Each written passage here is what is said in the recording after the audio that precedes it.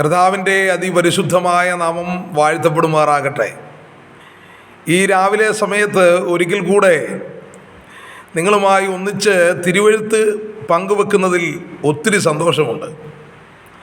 കഴിഞ്ഞ ദിവസങ്ങളൊക്കെ നിങ്ങൾ ഈ തിരുവചനങ്ങൾ കേൾക്കുകയും മറ്റുള്ളവരിലേക്ക് പങ്കുവെക്കുകയും ചെയ്തത് നിമിത്തം അനേകർക്ക് ആശ്വാസവും സമാധാനവും ലഭിക്കുന്നത് എനിക്ക് മനസ്സിലാക്കുവാനും അവരുടെ ഫോൺ കോളുകളിൽ കൂടെയും അവരുടെ സംസാരത്തിൽ കൂടെയും പാസ്റ്റർ ഞങ്ങൾ സന്ദേശം കേൾക്കുന്നുണ്ട്, ഞങ്ങൾക്ക് അനുഗ്രഹമാണ് കേട്ടോ, ഞങ്ങൾ അടുത്ത ആളിലേക്ക് ഇത് കൊടുത്തിട്ടുണ്ട്, ഇതൊക്കെ പറയുമ്പം നമുക്കൊന്നും കൂടെ പ്രോത്സാഹനം കൂടുകയാണ്.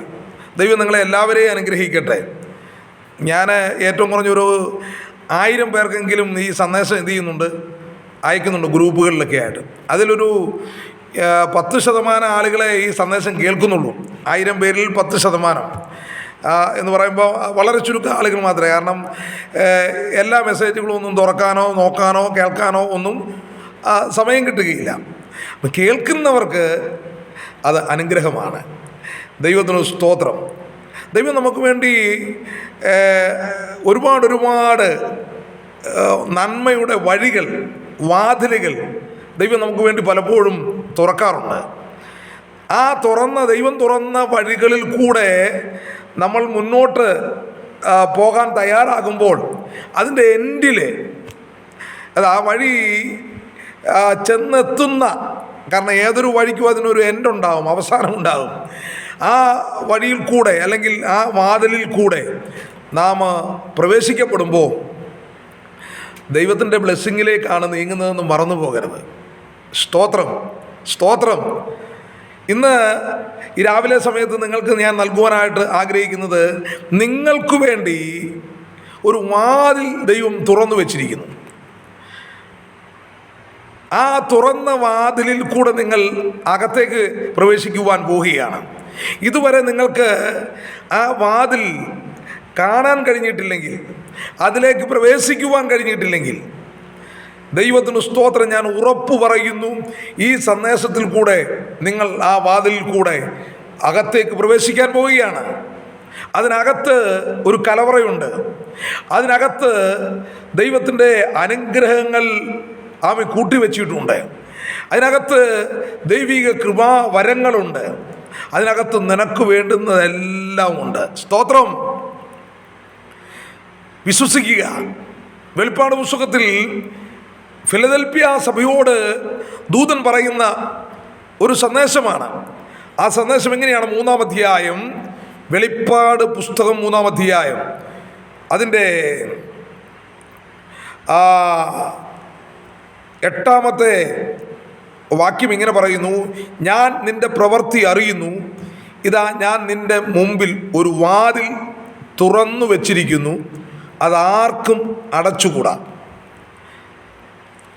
വെളിപ്പാട് പുസ്തകം 3-ാം അധ്യായത്തിൽ അതിൻ്റെ 7 വാക്യങ്ങൾ ഫിലദൽഫിയ ദൈവസഭയ്ക്ക് നൽകുന്ന സന്ദേശമാണ്. ആ സന്ദേശത്തിനകത്ത് ദൈവത്തിൻ്റെ പരിശുദ്ധാത്മാവ് രേഖപ്പെടുത്തിയിരിക്കുകയാണ്: ഞാൻ നിന്റെ പ്രവൃത്തി അറിയുന്നു, ഇതാ നിന്റെ മുമ്പിൽ ഒരു വാതിൽ തുറന്നു വച്ചിരിക്കുന്നു. അടഞ്ഞു കിടക്കുന്ന വാതിൽ അകത്തെ രഹസ്യങ്ങളെ മറയ്ക്കുന്നു. അടഞ്ഞു കിടക്കുന്ന വാതിൽ അകത്തെ നിക്ഷേപങ്ങളെ കാണാമറയത്ത് ആക്കി വച്ചിരിക്കുന്നു. അടഞ്ഞു കിടക്കുന്ന വാതിൽ നിന്റെ ലക്ഷ്യത്തിലേക്കുള്ള നീക്കത്തെ തടയുന്നു. തലമുറകൾക്ക് വേണ്ടി പ്രാർത്ഥിക്കുന്ന, കുടുംബത്തിനകത്തൊരു ഉയർച്ച വേണമെന്ന് ആഗ്രഹിക്കുന്ന, ആരാ ഇല്ലാത്തത്? തലമുറ നല്ല നിലയിൽ ഉന്നത തലങ്ങളിൽ എത്തണം, ഒരു നല്ല സാമ്പത്തികമായ നിലവാരമുണ്ടാകണം, ഒരു നല്ല വീട് ഉണ്ടാകണം, കുഞ്ഞുങ്ങൾക്ക് നല്ലൊരു ഭാവി ഉണ്ടാകണം. ഇതെല്ലാം ഓരോ വ്യക്തിയുടെയും ഹൃദയത്തിനകത്ത് ആഗ്രഹിച്ച് താനോലിക്കുന്ന വിഷയമാണ്, അല്ലേ?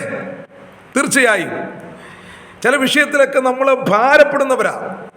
ചിലപ്പോൾ ഒരു രോഗമായിരിക്കാം, അല്ലെങ്കിൽ മാനസികമായിട്ടുള്ള വ്യഥകളുണ്ടാക്കുന്ന മുറിവുകളായിരിക്കാം. അപ്പോൾ അവിടെയൊക്കെ നമുക്ക് ഈ വാതിൽ തുറന്നിരിക്കുന്നു എന്നുള്ള ആ ബോധ്യം നമുക്ക് വന്നാൽ അതിനകത്തേക്ക് നമുക്ക് കയറാം. അടഞ്ഞു കിടക്കുന്ന വാതിലിൽ നമുക്ക് എപ്പോഴും നമ്മളെ മുന്നോട്ട് ചുവടുകൾ വെക്കുവാനായിട്ട് തടസ്സമാണ്. ദൈവത്തിന് സ്തോത്രം. ഇന്ന് രാവിലെ സമയത്ത് ഞാൻ നിങ്ങൾക്ക് വേണ്ടി ഒരു സന്ദേശം പറയുകയാണ്. ആമേൻ. നിങ്ങൾക്ക് ഒരു വാതിൽ തുറന്ന് വെച്ചിരിക്കുന്നു. ആ വാതിൽ ആമേൻ നിങ്ങൾക്ക് ഏതെല്ലാം നിലയിൽ അതിനകത്ത് നിങ്ങളുടേതായ അവകാശങ്ങൾ, നിങ്ങളുടേതായ നേട്ടങ്ങൾ ആമേൻ ഉണ്ട് എന്ന് നിങ്ങൾ തിരിച്ചറിയണം. ഒന്ന്, നിങ്ങളുടെ ആത്മീക നേട്ടം ആ വാതിൽ അകത്ത് നിങ്ങൾക്കുണ്ട്. ആത്മീകമായ ഒരു കലവറ അവിടെ നിങ്ങൾക്കുണ്ട്. സ്തോത്രം. ആമേൻ. ദൈവത്തെ സേവിക്കുന്ന ദൈവകുഞ്ഞെ, പ്രാർത്ഥിക്കുന്ന ദൈവവൈതലേ, ഒരു ആത്മീയ കലവറ ആമേൻ അതിൻ്റെ വാതിൽ നിനക്ക് വേണ്ടി തുറന്നിരിക്കുന്നു എന്നുള്ള ആ വലിയ ചിന്തയും വലിയ വിശ്വാസവും ഉണ്ടാകട്ടെ. 2, നിങ്ങളുടെ ശാരീരികമായ വിടുതലിനുള്ള ആമേൻ അത്ഭുതങ്ങൾ അതിനകത്തുണ്ട്. ശാരീരികമായ വിടുതൽ ആമേൻ. അതിനുവേണ്ടി നിങ്ങൾ ബന്ധപ്പെടുന്നവരാണോ? എൻ്റെ ശരീരത്തിന് സൗഖ്യം വേണം, എനിക്ക് ശരീരത്തിന് ആരോഗ്യം വേണം, എൻ്റെ ശരീരത്തിന് നല്ല ഉന്മേഷം വേണം. ഇത് ആഗ്രഹിക്കാത്ത ആരാ ഉള്ളത്? ദൈവത്തിന് സ്തോത്രം. കിടക്കയിൽ കിടക്കുന്ന ഒരാളോട് ചോദ്യര് ഇവിടുന്നൊന്ന് എഴുന്നേറ്റ് പോകാൻ ആഗ്രഹമുണ്ടോ എന്ന് ചോദ്യര്. ദൈവത്തിന് സ്തോത്രം. അവൻ പറയും, പാസ്റ്ററെ എങ്ങനെയെങ്കിലും എൻ്റെ കാലൊന്ന് ശരിയായാൽ, എൻ്റെ നടുവിൻ്റെ ആ പ്രയാസമൊന്ന് മാറിയാൽ, എൻ്റെ